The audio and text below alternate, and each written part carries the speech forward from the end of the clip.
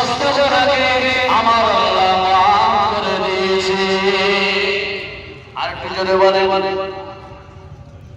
যা হয়ে গেছে ছাড়ে ছাড়ে, সামনে যেটা আসছে ওইটা ধরার চেষ্টা করে, পিছনে যা ছেড়ে গেছে